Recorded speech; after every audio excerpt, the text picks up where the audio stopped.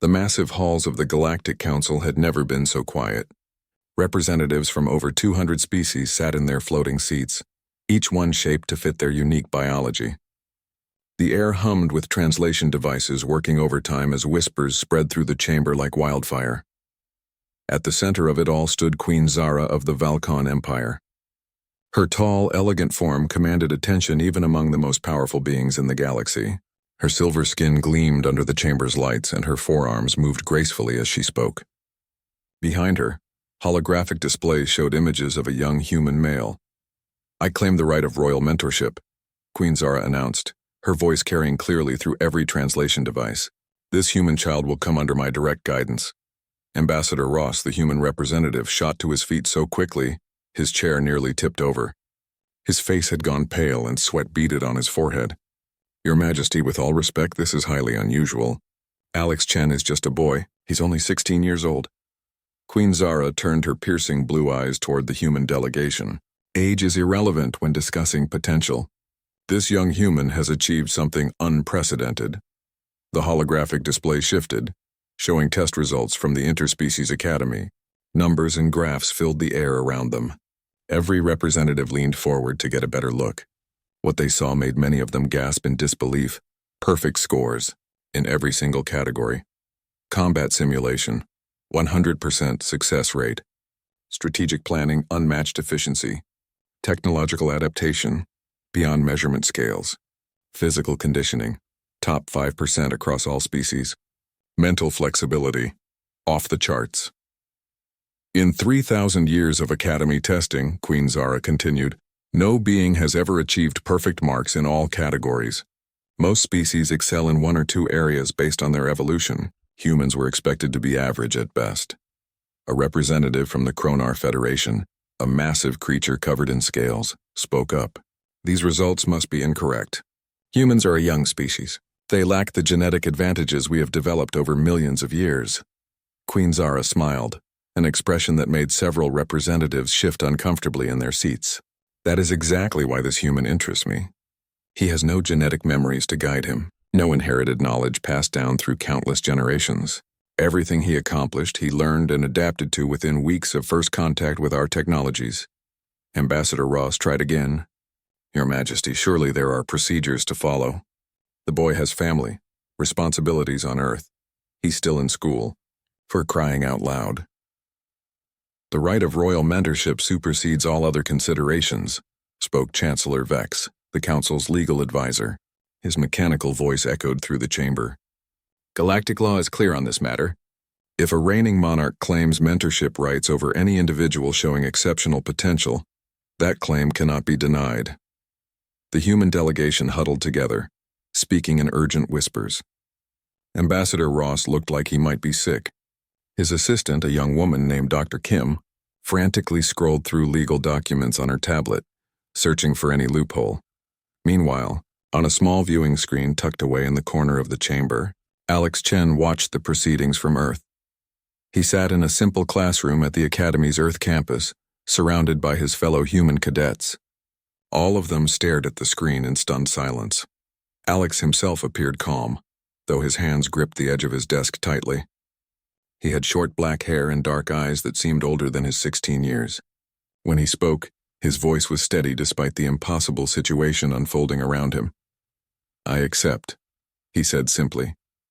The words carried through the communication link to the Galactic Council chamber. Every representative turned to look at the screen showing the young human. Ambassador Ross spun around.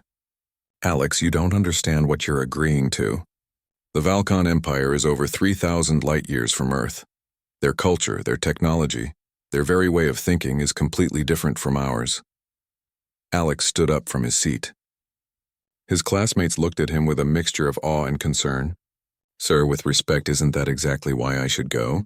If humanity wants to be taken seriously in galactic affairs, we need to prove we can handle their challenges." Queen Zara's smile widened. Wise words from such a young mind. "Tell me, human child, are you not afraid?" Alex met her gaze directly through the screen. "I'd be stupid not to be afraid, Your Majesty.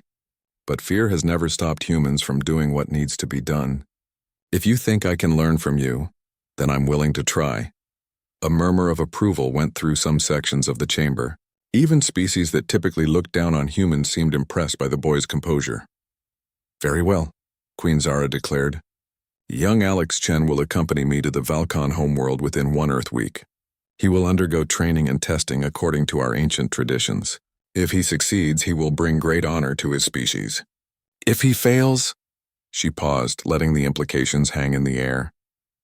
"If he fails," she continued, "humanity will learn valuable lessons about their place in this galaxy."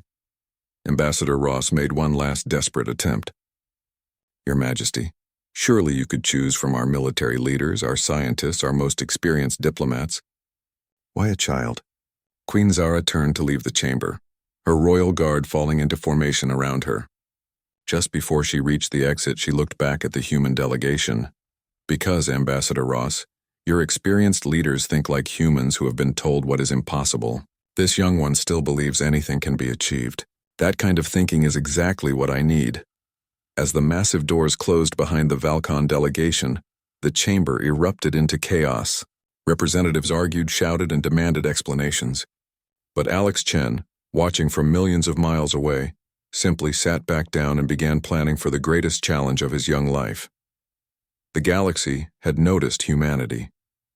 Now it was time to prove they belonged among the stars. The transport ship that carried Alex to the Valcon homeworld was unlike anything humans had ever built. It moved through space without engines he could see, and the walls seemed to pulse with their own inner light. During the 3-day journey, Alex tried to study Valcon culture from the data files Queen Zara had provided, but most of the information made little sense to his human mind. When they finally arrived at Valcon Prime, Alex pressed his face against the viewing window and gasped. The planet looked like someone had carved it from a single massive crystal. Cities rose from the surface in impossible spirals, their buildings growing like living trees made of metal and light. Ships moved between the structures in perfect patterns, never seeming to collide despite the complex traffic. "Beautiful, is it not?" Queen Zara appeared beside him, moving with that silent grace all Valcon seemed to possess. "My people have spent 50,000 years perfecting this world." Alex nodded, still staring. "It must take incredible planning to make everything work so smoothly." "Planning, yes, and absolute predictability." Something in her tone made Alex look at her curiously, but before he could ask what she meant, the ship began its descent. The royal palace made the transport ship look small by comparison. Guards in flowing silver armor escorted Alex through halls that seemed to stretch forever. Every surface was covered in intricate patterns that hurt his eyes if he looked too closely. Finally, they reached a massive chamber where Queen Zara waited on a throne that floated 3 feet above the ground. "Welcome to your new home, young human," she said. "I hope you're well rested because your education begins immediately." Without warning, 6 of her elite guards stepped forward. Each one stood nearly 8 feet tall, their armor gleaming with built-in weapons systems. Alex instinctively took a step back. "Your first lesson," Queen Zara announced, "is combat. These are my finest warriors. They have trained for centuries to achieve perfection. Defeat them." Alex's mouth fell open. "Your Majesty, I think there's been a mistake. I'm good at academy simulations, but these are real soldiers. I don't even have armor or weapons." Queen Zara waved one of her 4 hands dismissively. "Humans claim to be adaptable. Prove it." The first guard attacked before Alex could protest further. A blade of pure energy extended from the warrior's gauntlet as he moved forward with deadly precision. Alex barely managed to dive sideways, rolling behind a decorative pillar. His mind raced. These weren't academy instructors going easy on a student. These were elite soldiers trying to actually hurt him. The thought should have terrified him, but instead something clicked in his brain. This wasn't about fair fighting. This was about surviving. Alex grabbed a decorative vase from a nearby pedestal and hurled it at the nearest guard's head. The warrior easily deflected it, but the distraction gave Alex time to spot something useful. The chamber's lighting system had manual controls near the entrance. He sprinted for the controls, dodging energy blasts and barely avoiding the guard's attempts to corner him. When he reached the panel, he slammed his fist down on the emergency lighting switch. The chamber plunged into darkness. The guard's armor had built-in night vision, but Alex had noticed something they hadn't. The decorative patterns on the walls contained reflective metal. In the dark, his movements became impossible to predict because the guard's sensors kept picking up false readings from the reflections. For 10 chaotic minutes, Alex used every dirty trick he could think of. He threw furniture, created noise distractions, and even managed to tangle two guards together using decorative chains. When Queen Zara finally called for the lights to return, Alex stood in the center of the chamber, breathing hard but victorious. All 6 guards lay unconscious around him. "Interesting," Queen Zara murmured. "You did not fight them. You confused them." "Fighting fair would have gotten me killed," Alex replied, wiping sweat from his forehead. Humans learned long ago that survival matters more than honor in combat. Queen Zara's expression remained unreadable. "Follow me. Your next test awaits." She led him to a library filled with ancient stone tablets covered in symbols. The texts looked older than human civilization itself. "These contain the mathematical proofs for faster-than-light travel," Queen Zara explained. "My greatest scholars have spent lifetimes studying them, but 3 crucial equations remain unsolved. You have 1 hour." Alex stared at the tablets in dismay. The symbols meant nothing to him. He had studied human mathematics, but this was completely alien. Yet as he looked closer, patterns began to emerge. The equations weren't just mathematical formulas. They were descriptions of space-time relationships. Instead of trying to solve them mathematically, Alex approached them like puzzles. He ignored the complex symbols and focused on the underlying patterns. What if these weren't meant to be solved through pure logic? What if they required intuitive leaps? 55 minutes later, Alex presented his solutions.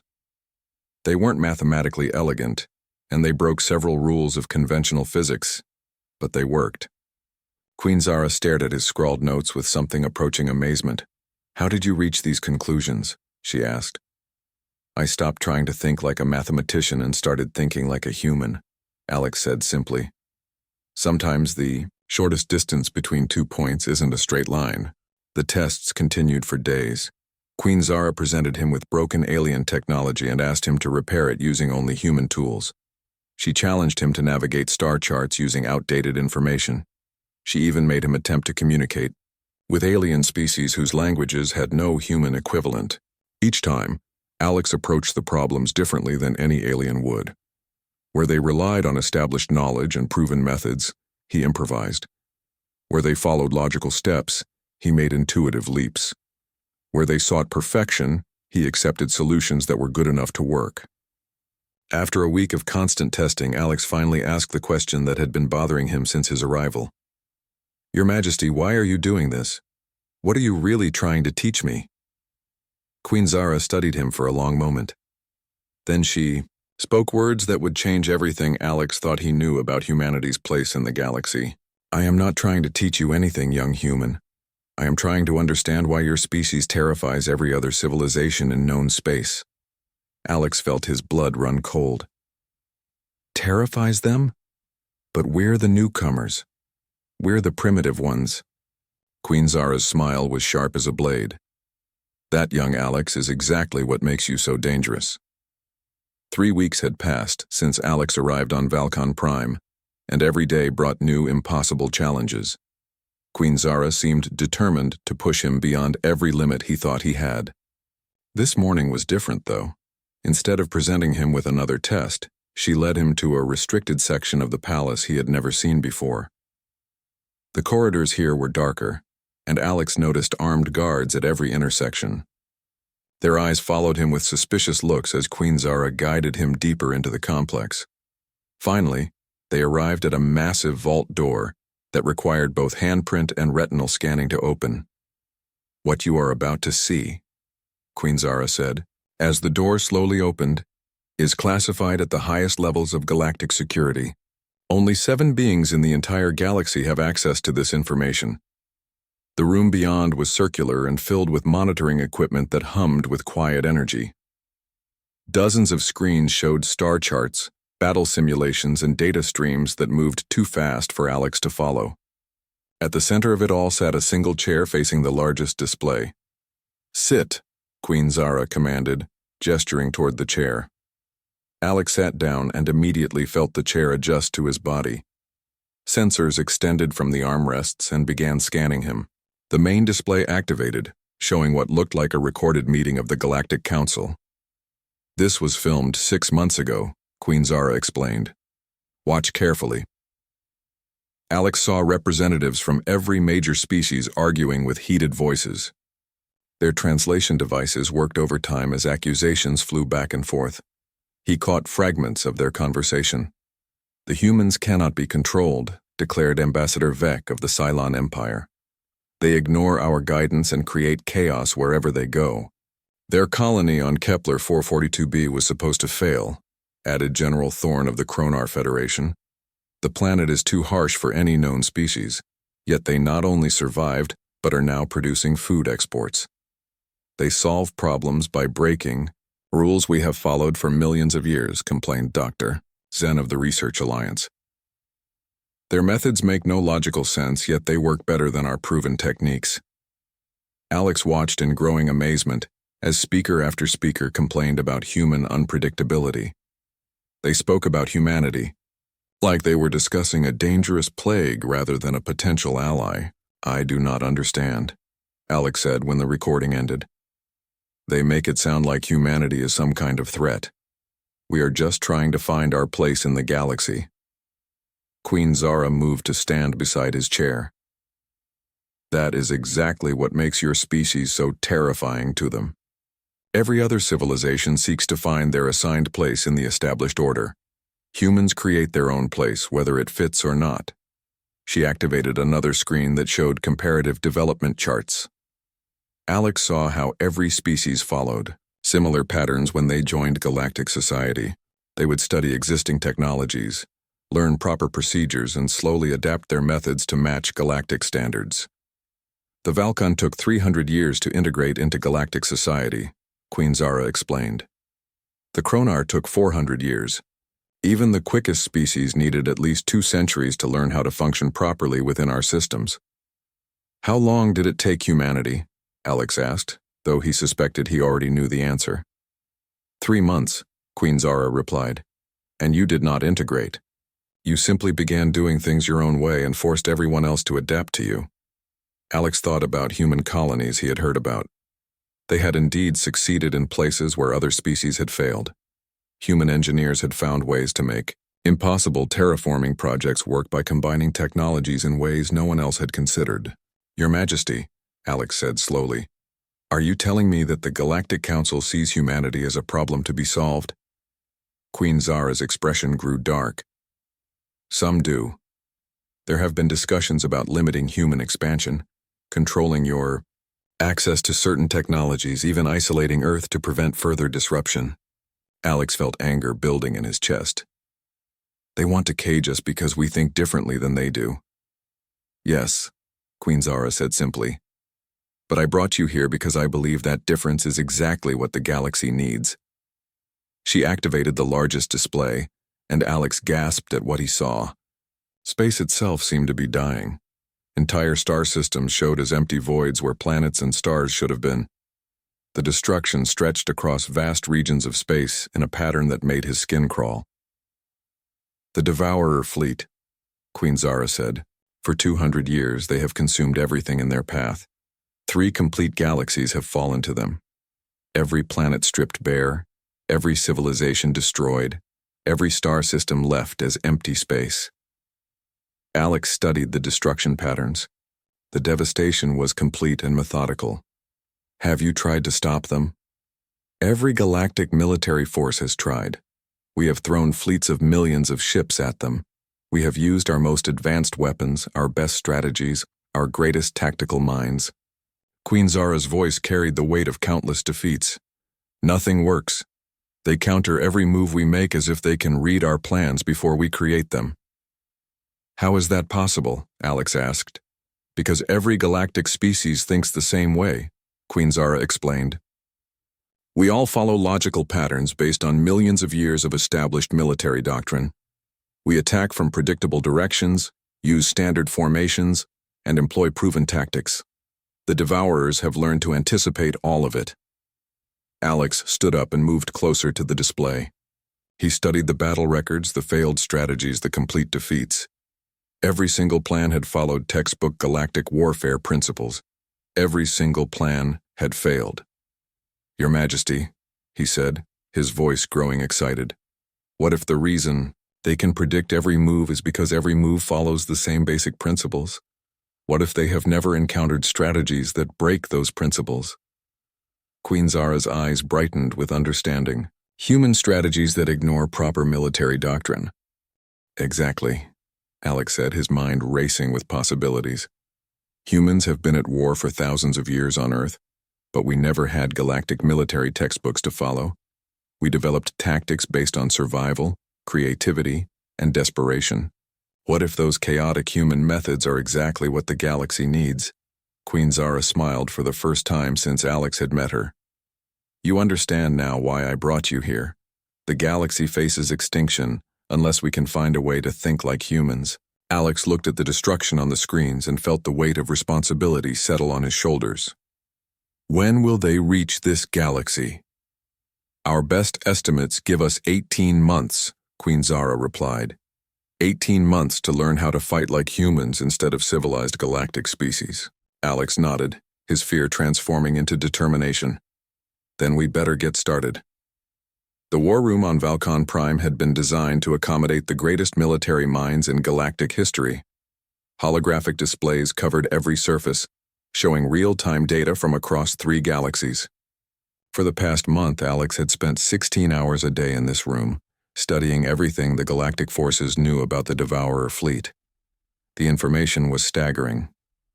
Battle records showed the same pattern repeated hundreds of times. Galactic fleets would engage the enemy using proven tactics, achieve initial success, then watch in horror as the Devourers adapted and completely destroyed them. Every strategy that had worked for millions of years became useless against this enemy. Queen Zara entered the room carrying a datapad that glowed with urgent priority markers. Alex, we have received new intelligence. The Devourer fleet has accelerated their advance. They will reach the outer systems of our galaxy in 12 months, not 18. Alex looked up from the tactical display he had been studying. Dark circles under his eyes showed how little he had been sleeping. Have they changed their approach at all? No, Queen Zara replied. They continue to use the same systematic method. Enter a system, analyze all defenses, deploy countermeasures, harvest everything useful, and move on. Their artificial intelligence appears to have perfect memory of every tactic ever used against them. Alex stood and walked to the central display. It showed a real-time simulation of the Devourer fleet's most recent victory against the Corlin Defense Force. He watched as the galactic ships formed standard attack formations, executed textbook maneuvers, and were completely annihilated within 6 hours. Your Majesty, Alex said slowly, I think I have been approaching this problem wrong. Queen Zara moved to stand beside him. What do you mean? Everyone keeps trying to figure out how to beat the Devourers at their own game. Better weapons, stronger shields, more efficient tactics. Alex gestured at the simulation. But what if we do not try to beat them at all? What if we try to confuse them instead? Confuse an artificial intelligence that has conquered 3 galaxies. Queen Zara's voice carried doubt. How would that be possible? Alex called up a new display showing human military history from Earth. Images of ancient battles flashed past. Romans fighting Germanic tribes, medieval knights facing Viking raiders, World War II resistance fighters confusing Nazi forces. Look at these battles, Alex said. In every case, the side with better technology and training should have won easily. But they did not, because their enemies refused to fight the way they were supposed to fight. Queen Zara studied the historical records. The smaller forces used tactics that made no logical sense from a military perspective. Exactly, Alex said, his excitement growing. They used misdirection, fake retreats, psychological warfare, and chaos tactics. They made the stronger enemy fight on their terms instead of following established rules.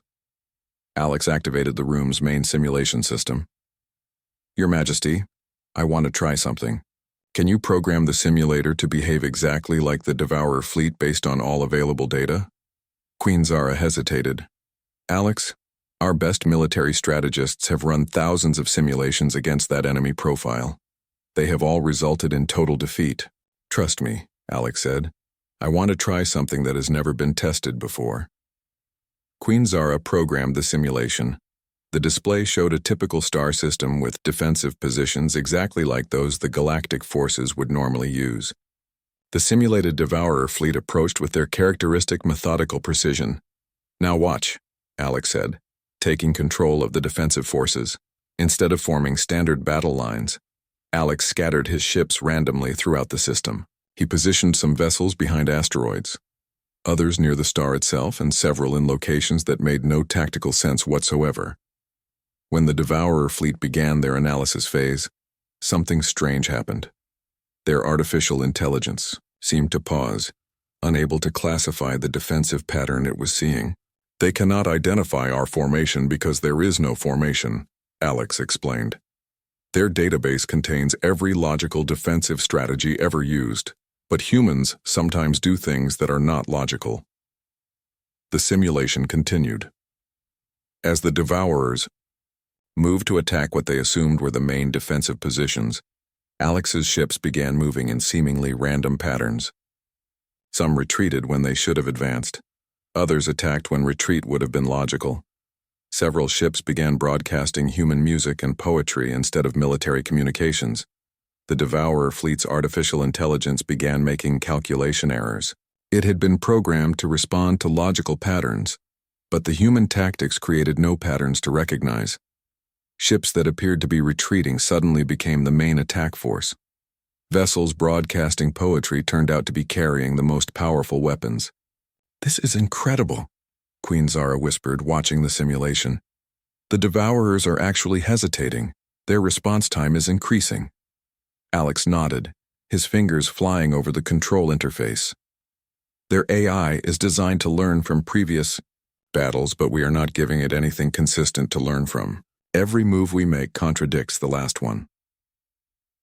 The breakthrough moment came when Alex implemented his most unconventional tactic yet. Instead of trying to destroy the Devourer ships, he began using his forces to rearrange asteroids and space debris into patterns that resembled famous human artworks.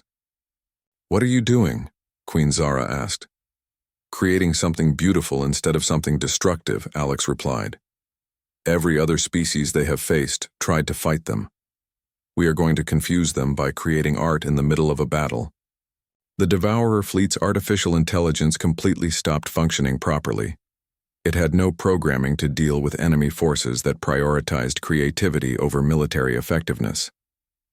The simulation showed the enemy fleet retreating from the system for the first time in recorded history. Queen Zara stared at the results in amazement. "You defeated them without destroying a single enemy ship. You simply made them unable to understand what you were doing." Alex leaned back in his chair, exhausted but exhilarated. "Humans have always survived by adapting to things we could not control. We learned to use our enemies' expectations against them. The Devourers expect logical military responses because that is all they have ever encountered." "This changes everything," Queen Zara said. "If we can train galactic forces to fight like humans instead of like civilized military units, we might actually have a chance." Alex looked at the simulation results, knowing that the real test would be far more difficult than any computer program. "Your Majesty, we are going to need every human in space to help train your forces, and we are going to need them to forget everything they think they know about proper warfare." Queen Zara smiled, and for the first time since the Devourer threat had been discovered, she felt genuine hope. "Then we had better start immediately. The galaxy is about to learn how to fight like humans." The breakthrough had been achieved. Now came the hard part, convincing an entire galaxy to embrace chaos as their salvation. 6 months later, the outer rim sensors detected them. The Devourer fleet had arrived at the edge of galactic space, their massive ships blotting out entire star fields.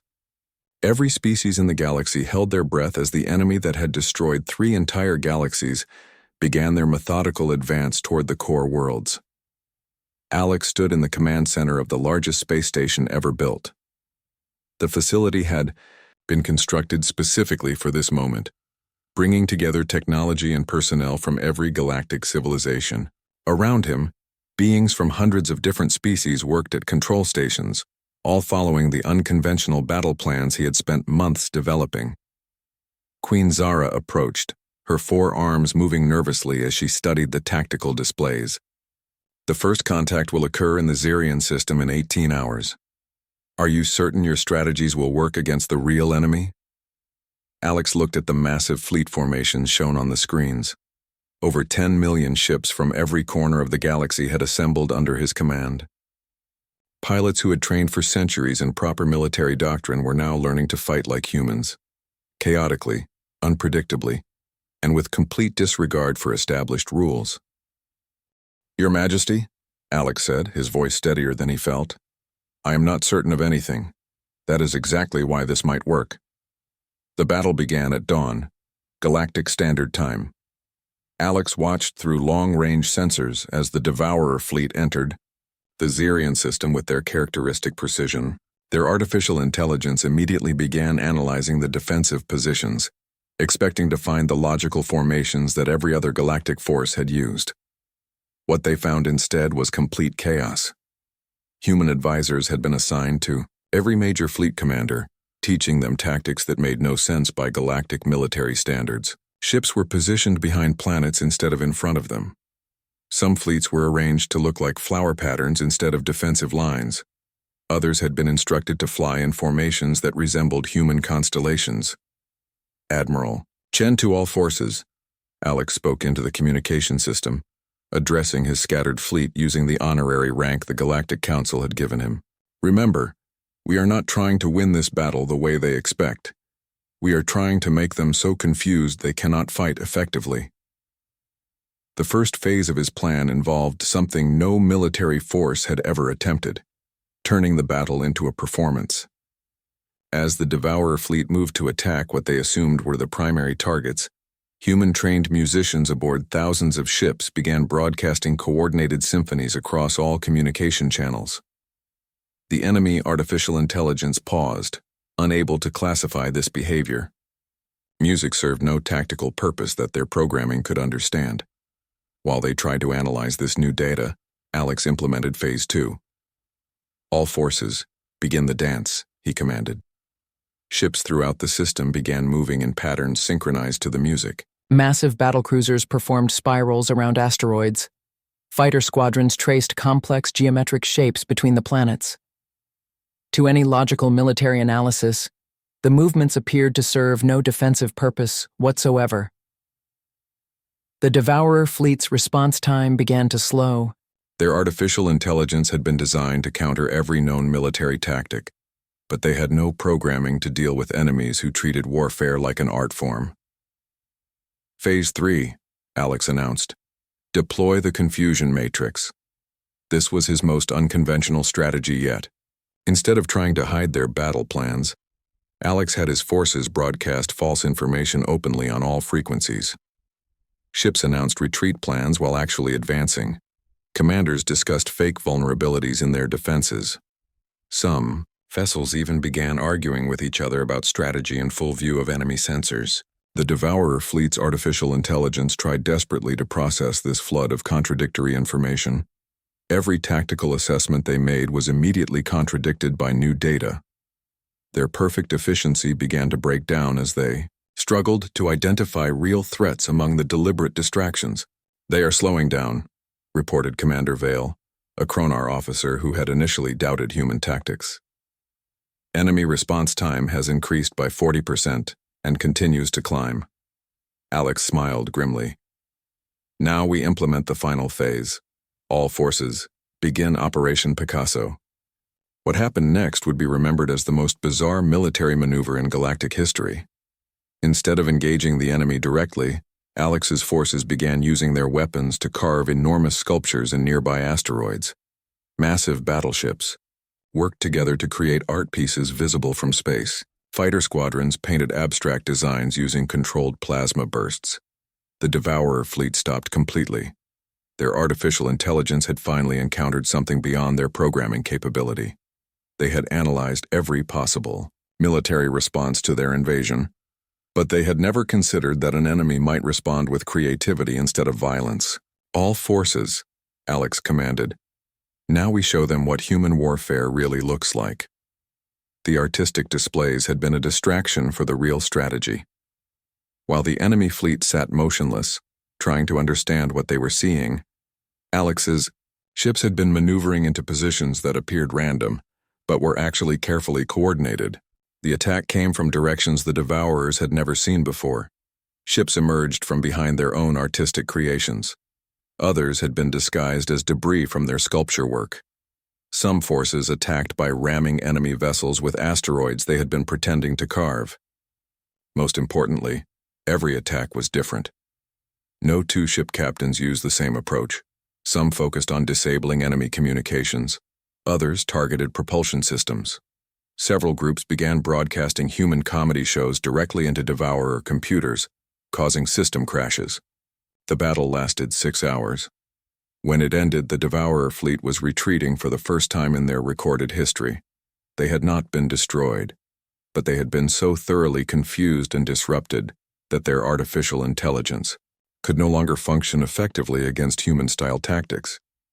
Queen Zara found Alex collapsed in his command chair, exhausted from coordinating the most complex military operation in galactic history. "You did it," she said, her voice filled with amazement. "You actually defeated them." Alex looked up at her wearily. "We confused them enough to make them leave, but they will learn from this battle and adapt. Next time will be harder." "Then we will be ready," Queen Zara declared. "The Galactic Council has voted unanimously. You are hereby appointed as the galaxy's first strategic chaos coordinator. Every military force will be trained in human tactical thinking." 3 months later, Alex stood before the Galactic Council as they formally recognized humanity as a leading species. The boy who had left Earth as an uncertain student was now addressing the most powerful beings in the galaxy as their strategic advisor. "Your Majesty," Alex said to Queen Zara, "you told me once that you claimed me not as property but as proof. What were you trying to prove?" Queen Zara smiled. "That sometimes the most valuable trait a species can possess is the ability to think differently than everyone else. Humanity has earned its place among the stars not by following our rules, but by showing us that our rules are not the only way to succeed." Alex looked out at the assembled representatives, knowing that the galaxy would never be the same. Humanity had found its role not as followers but as the teachers of beneficial chaos, and somehow that felt exactly right.